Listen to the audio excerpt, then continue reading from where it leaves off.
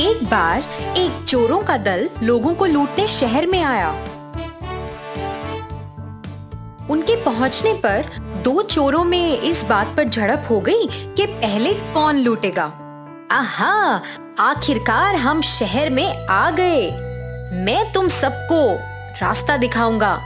मैं बताऊंगा कि कहाँ चोरी करनी है और कहाँ जाना है। मैं तुम्हें बताऊंगा कि क्या करना है और कहाँ जाना है। तुम सब मेरी सुनोगे। अरे नहीं, मैं हूँ इस दल का लीडर। मेरे पास बेहतर योजनाएं हैं। तुम सब मेरा आदेश सुनो। उन दो चोरों की झड़प के बीच एक बूढ़ा चोर था जिसने उन्हें चुप कराया और कहा, अरे तुम दोनों मेरी बात सुनो। जो भी सबसे कीमती चीज चुरा कर पहले यहाँ लौटेगा वो ही इस दल का लीडर बनेगा। दोनों चोर मान गए और अपनी अपनी दिशा में निकल पड़े। रघु उस शहर के एक मंत्री के घर में कीमती चीजें चुराने के लिए गया। वो मंत्री उस शहर के राजा के नीचे काम करते थे। रघु चुपके से घर में घुसा और देखा कि घर का मालिक सो रहा है। वो धीरे से गया और उसने वहां एक कमरे को देखा जो बहुत आकर्षक था। कमरे के कोने में एक बड़ा सा बक्सा रखा हुआ था।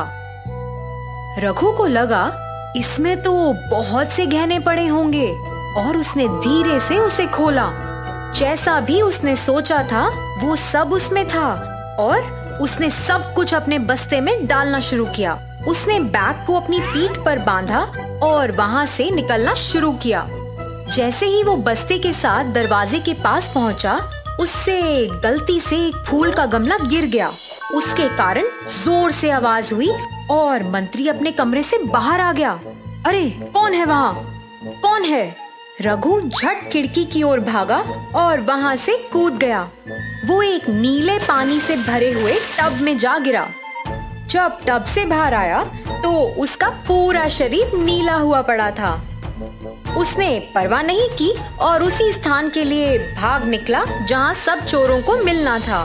जब वो पहुँचा तो बाकी के चोर उसे देखकर कई सवाल पूछ रहे थे। हे, तुम कौन हो? तुम नीले क्यों हो? और रात के इस समय पर क्या कर रहे हो? अरे मैं हूँ रघु। मैंने और माही ने चुनौती रखी थी ना और हम यहाँ से निकले थे ना। इसी बीच माही ने एक खजाना लूट लिया था और वो भी वहाँ पहुँच गया था जहाँ रघु बाकी सब चोरों से बात कर रहा था। जैसे ही उसने रघु को उस नीली डाई में रंगे हुए देखा, उसने पहचान तो लिया मगर नाटक करने लग गया जैसे उसे कुछ पता ही नहीं कि वो कौन है। हे, तुम कौन हो? अरे मैं ही हूँ रघु। देखो मैं क्या लाया। मैं ये चुनौती जीत गया हूँ। मैं तुमसे पहले और तुमसे ज्यादा खजाना लाया हूँ। मैं ही हूँ इस दल का अगला लीडर। अरे तुम झूठ बोल रहे हो। तुम बस नाटक कर रहे हो। रघु तो ये चुनौती जीत ही नहीं सकता। तभी उसने तुम्हें भेजा है लगता है। उसने ये योजना बनाई ही होगी और वो बहुत बेईमान है। बाकी चोर आपस में खुसफुस करने लगे। वो माही की बातों में आने लग गए थे और सोचने लगे कि रघु तो ये चुनौती शायद जीत ही नहीं पाता। उन्हें लगा ये सब एक योजना है। अरे नहीं नहीं यारों, मैं कोई और बनने का नाटक क्यों करूंगा? क्या तुम मुझे या मेरी आवाज को पहचान नहीं पा रहे हो? माही चुप था और उसे नहीं पता था कि क्या बोलना है। कुछ देर में आसपास लोग इकट्ठा होने लग गए। तभी सिपाहियों को इसके बारे में पता चला और वो भी पहुंच गए। उन्होंने इन चोरों को यहाँ पहले कभी नहीं देखा था और उन्हें भी नहीं पता था कि क्या हो रहा है। तुम दोनों कौन हो और रात के इस समय में क्या बहस हो रही है? अभी मेरे साथ राजा के घर चलो। हाँ हाँ चलो, मुझे वहाँ ही इंसाफ मिलेगा। मैं भी आऊंगा। मैं राजा को सब बताऊंगा और उनकी सलाह भी लूंगा। सिपाही और चोर राजा के महल में पधारे। सिपाही ने राजा को प्रणाम किया। ओ राजा जी, हमने शहर की सरहद में इन लोगों को इस समय लड़ते हुए पाया। हमें इन पर शक है तो आपके सामने पेश कर रहे हैं। राम कहाँ है? फिर राजा जी बोले, रामा कहाँ है? उसे अभी यहाँ हाजिर होने को बोलो। राजा ने बस ये बोला ही था कि रामा वहाँ हाजिर हो गया। प्रणाम मेरे राजा।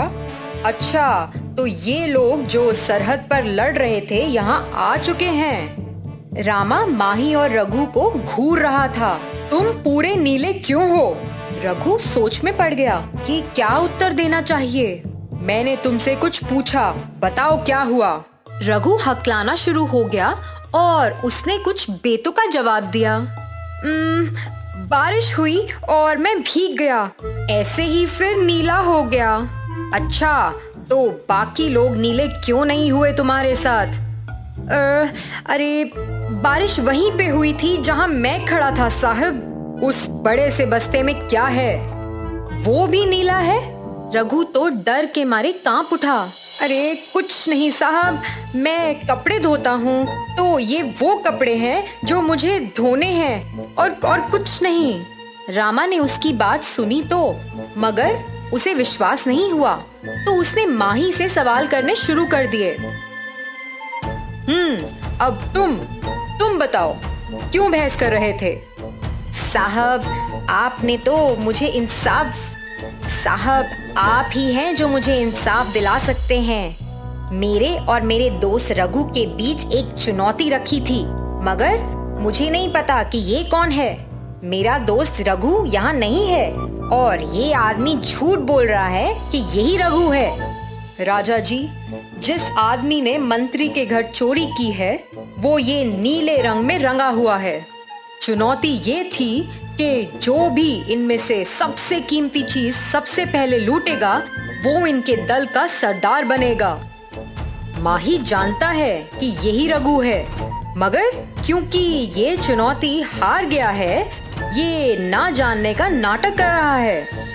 ये सब सुनने के बाद मुझे पता चल गया है कि यही वो लुटेरों का दल है जो हमारे शहर में आया था। रामा, तुम इतने यकीन के साथ कैसे कह सकते हो? राजा जी, हमारे मंत्री के घर में चोरी हुई, उसके कुछ ही देर बाद शहर के सरहद पर ये झड़प हुई जिसका पता पहले सिपाहियों को चला। ये ही नहीं, जो आदमी नीली डाई से रंगा हुआ है उसकी पीठ पर एक बड़ा सा बस्ता है, तो इससे यही पता चलता है इसी ने मंत्री के घर से चोरी की है और मंत्री जी का कपड़ों को रंगने का काम है।